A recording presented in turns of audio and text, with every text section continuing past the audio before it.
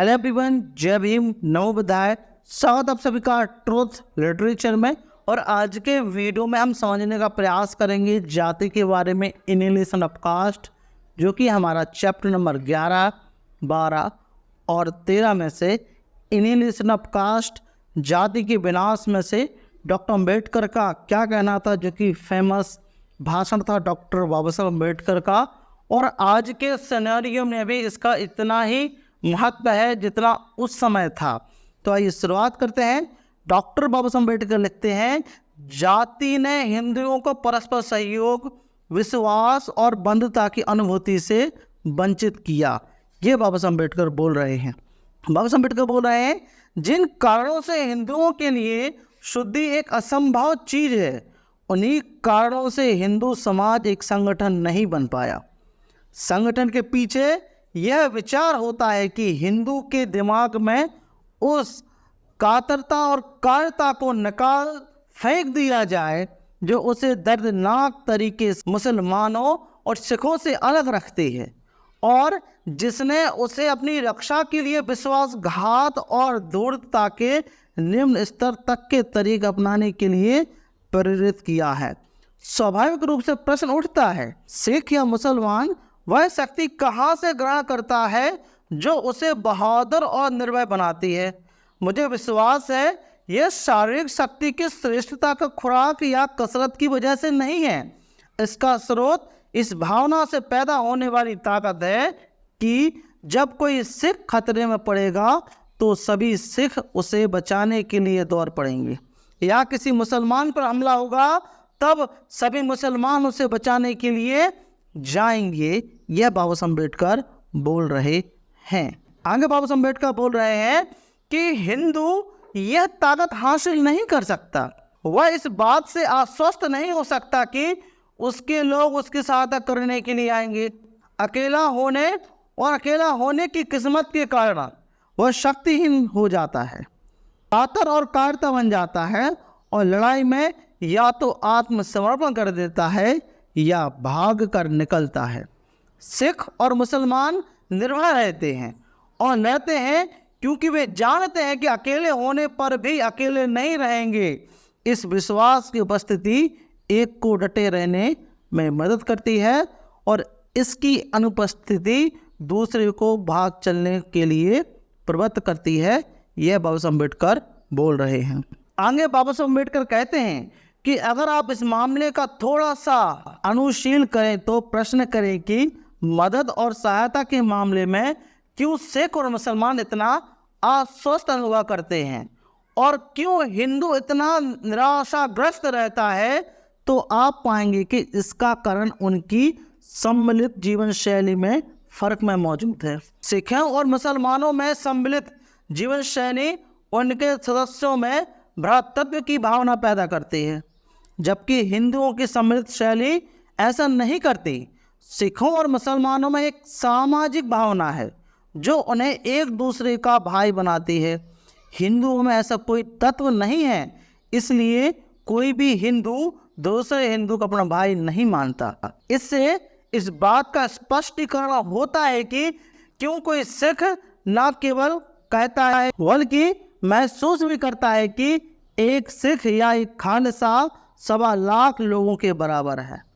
इससे इस बात का स्पष्टीकरण होता है कि क्यों एक मुसलमान हिंदुओं की भीड़ के बराबर है। यह फर्क निसंदेह जाति की वजह से पैदा होने वाला फर्क है। जब तक जाति का अस्तित्व है तब तक हिंदुओं का संगठन नहीं हो सकता, और जब तक संगठन नहीं हो सकता तब तक हिंदू कमजोर और कातर बना रहेगा। यह डॉक्टर बाबा साहब अम्बेडकर बोल रहे हैं। हिंदू यह दावा करती हैं कि वे सहिष्णु लोग हैं। मेरी राय में यह दावा गलत है। बहुत से मौक़ों पर वे असहिष्णु हो सकते हैं। यदि कुछ मौक़ों पर वे असहिष्णु होते हैं तो इसलिए कि वे इतने कमजोर या उदासीन हैं कि वे विरोध नहीं करते। हिंदुओं की यह उदासीनता इस कदर तक उनके स्वभाव का अंग हो गई है कि हिंदू कातरता के साथ कोई भी अपमान या गलत चीज बर्दाश्त कर लेते हैं। मॉरिस के शब्दों में आप उनके भीतर पाएंगे बड़ा कमजोर को लतियाता है, मजबूत कमजोर को पीटता है। क्रूर लोग लीडर हैं। प्रशस्त प्रशांत होने के कारण हिंदुओं में जो पीड़ित या अत्याचार ग्रस्त हैं उनकी दयनीय स्थिति कल्पना कर पाना मुश्किल नहीं है। उदासीनता सबसे बुरी किस्म की बीमारी है जो लोगों में संक्रमित हो जाती है। हिंदू उदासीन क्यों रहता है? मेरी राय में यह उदासीनता जाति व्यवस्था का परिणाम है, जिसने एक अच्छे उद्देश्य के लिए भी संगठन और सहयोग को असंभव बना दिया है। यह बाबा साहब अम्बेडकर बोल रहे हैं। आगे बाबा साहब अम्बेडकर बोलते हैं, इसी प्रकार के हर प्रकार के सुधार को रोकने के लिए जाति ताकतवर हथियार है कि जितने भी सुधार होते हैं उनको रोकने के लिए जाति क्या ताकतवर हथियार है कि जहाँ जाति आ जाएगा वहाँ पर सुधार आपका रुक जाएगा, खत्म हो जाएंगे।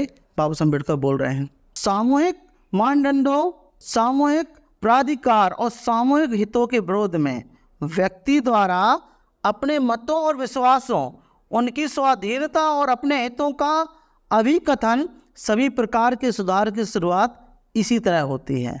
लेकिन सुधार जारी भी रहेगा, यह उस गुजारिश पर निर्भर है जो कोई समूह इस व्यक्तिगत अभिकथन के लिए प्रदान करता है। यदि ऐसे व्यक्तियों के साथ व्यवहार करने में सामूहिक, सहिष्णु और न्याय भावना से युक्त है तो वे अपनी बात रखना जारी रखेंगे और अंततः अपने साथियों का हृदय परिवर्तन करने में सफल होंगे। यह बाबा साहब अम्बेडकर बोल रहे हैं। इसके विपरीत यदि समूह असहिष्णु है और इसकी परवाह नहीं करता कि ऐसे व्यक्तियों को दबाने के लिए कैसे साधनों का सहारा लिया जाए तो वे नष्ट हो जाएंगे और सुधार भी दम तोड़ देगा। यह बाबा साहब अम्बेडकर बोल रहे हैं। आगे बाबा साहब अम्बेडकर बोलते हैं, जब किसी भी जाति को, ऐसे व्यक्ति को जो जाति के नियमों को तोड़ने का दोषी है, जाति से बहिष्कार करने का निर्विवाद अधिकार है और जब यह महसूस किया जाता है कि जाति से बहिष्कृत करने का मतलब है तमाम तरह के सामाजिक संपर्कों की समाप्ति, तब इस पर सहमति होगी कि जाति से बहिष्कार और मृत्यु के बीच चुनने का कुछ भी नहीं है। अतः इसमें आश्चर्य की कोई बात नहीं है कि व्यक्ति के स्तर पर हिंदुओं में जाति की दीवार को तोड़कर अपनी स्वाधीनता प्रदर्शित करने का साहस नहीं कर रहा है। यह बाबा साहब अम्बेडकर बोल रहे हैं। सच यह है कि मनुष्य अपने साथियों के साथ रह नहीं सकता, पर यह भी सही है कि मनुष्य अपने साथियों के बगैर भी रह नहीं सकता। वह अपने साथियों का समाज अपनी शर्तों पर पाने की कोशिश करेगा। यदि वह इसे अपनी शर्तों पर नहीं पा सकता तब वह इसे किसी भी पूर्ण शर्त पर पाने के लिए तैयार हो जाएगा, यहाँ तक कि इसके लिए वह संपूर्ण समर्पण भी कर सकता है। इसका कारण यह है कि समाज के बिना उसका काम नहीं चल सकता। जाति मनुष्य की इस असहाय स्थिति का फायदा उठाने और उससे अपनी नियम संहिता पर सख्ती से शब्दशः और भावार्थतः भी पालन करने पर इसरार करने के लिए तैयार रहता है। आगे बाबा साहब अम्बेडकर बोलते हैं कि कोई जाति बड़ी आसानी से किसी समाज सुधारक की जिंदगी को नरक बना देने के षड्यंत्र के लिए के रूप में अपने को संगठित कर सकती है। मतलब कोई भी जाति है, किसी सुधारक व्यक्ति है तो उसकी जिंदगी अगर नरक बनाना हो तो उस षड्यंत्र के रूप में भी संगठित कर सकती है।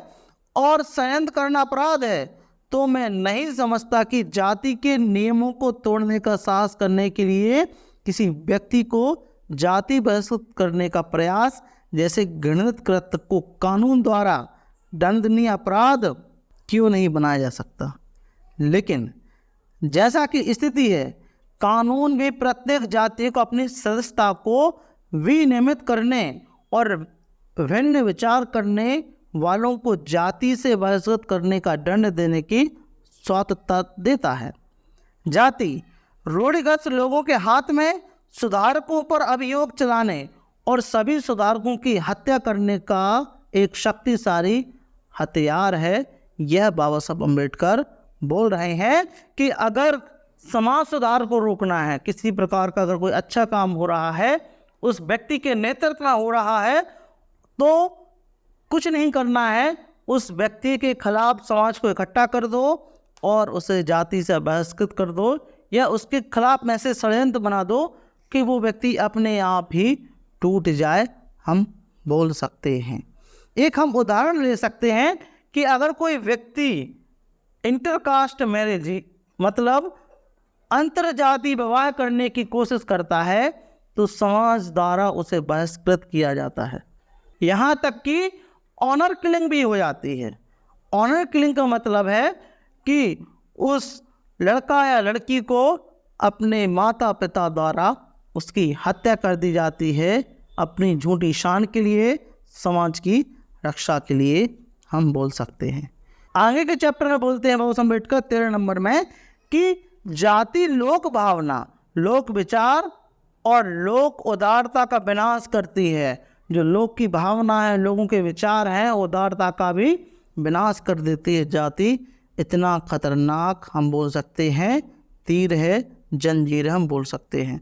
तो बाबा साहब अम्बेडकर बोल रहे हैं कि हिंदुत्व की नैतिकता पर जाति का प्रभाव साफ साफ खेदपूर्ण है।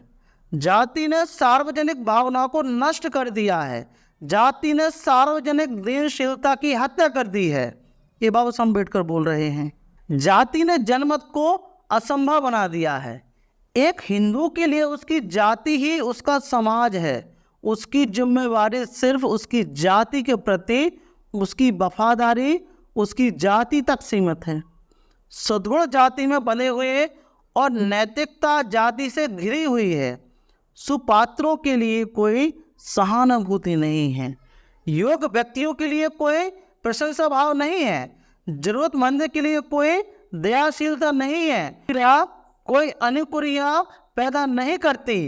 दानशीलता भी तो जाति से ही उसकी शुरुआत और जाति से ही उसका अंत होता है। सहानुभूति है भी तो वह अन्य जातियों के लिए नहीं, वह उसी जातियों के लिए है कि अगर आपको सहानुभूति आपको जताना हो तो अपनी जाति के लिए आप सहानुभूति जता सकते हैं। और बाबा साहब अम्बेडकर बोलते हैं कि क्या हिंदू किसी महान और अच्छे व्यक्ति के नेतृत्व को स्वीकार कर देगा और उसका अनुसरण करेगा? किसी महात्मा को छोड़ दिया जाए तो उत्तर होगा कि वह किसी नेता का अनुसरण तभी करेगा जब वह उसकी जाति का होगा। ब्राह्मण किसी नेता का अनुसरण तभी करेगा जब वह ब्राह्मण हो। कायस्थ किसी नेता का अनुसरण तभी करेगा जब वह कायस्थ हो, और दूसरी जातियां भी ऐसा ही करेंगी। जाति को अलग रखकर किसी व्यक्ति के गुणों की सराहना करने की क्षमता हिंदुओं में नहीं होती। सद्गुण की सराहना लेकिन तभी वह व्यक्ति अपनी जाति की ही हो, मतलब जाति का ही हो। सारी नैतिकता कबायली मनोविज्ञान जितनी खराब है मेरी जाति का आदमी है, वह चाहे सही हो या गलत मेरी जाति का आदमी, वह चाहे अच्छा हो या खराब। यह सद्गुण का साथ देने अथवा दुर्गुण का साथ ना देने का मामला नहीं है, यह जाति के साथ खड़े होने अथवा जाति के साथ नहीं खड़े होने का मामला है। क्या हिंदुओं ने अपनी जाति व्यवस्था का हित साधकर अपने देश के साथ गद्दारी नहीं की है? ये बाबा साहब अम्बेडकर प्रश्न पूछ रहे हैं। तो बाबा साहब अम्बेडकर ने बहुत अच्छे तरीके से जाति के बारे में डिस्क्राइब किया है और यह बात सही भी है, क्योंकि जब हम देखते हैं कि जब किसी अपर कास्ट का व्यक्ति कोई अन्य अत्याचार करता है तो उसकी जाति के लोग उसके साथ खड़े हो जाते हैं। यहाँ तक कि आज भी 2023 में अगर कोई व्यक्ति कोई अपर कास्ट व्यक्ति है किसी महिला के साथ अन्य अत्याचार करता है या रेप जैसी हम बोल सकते हैं घृणित काम करता है तो उसकी जाति के लोग उसके साथ खड़े होते हैं। तो हम समझ सकते हैं कि जाति कितना बड़ा जहर है। तो जो बाबा साहब अम्बेडकर ने 1936 में लिखा वह बात शब्द व शब्द हम बोल सकते हैं अभी तक वही मामला है। तो आपका इस वीडियो के बारे में क्या मानना है, प्लीज़ हमें कमेंट बॉक्स में ज़रूर बताएं। और यदि आप चैनल पर नए हो तो इसको सब्सक्राइब करें, इस वीडियो को ज़्यादा से ज़्यादा शेयर करें अपने दोस्तों के साथ में और हमारा सहयोग करें। मिलते हैं पर इसी प्रकार की नेक्स्ट वीडियो में नेक्स्ट चैप्टर के साथ में। जय भीम,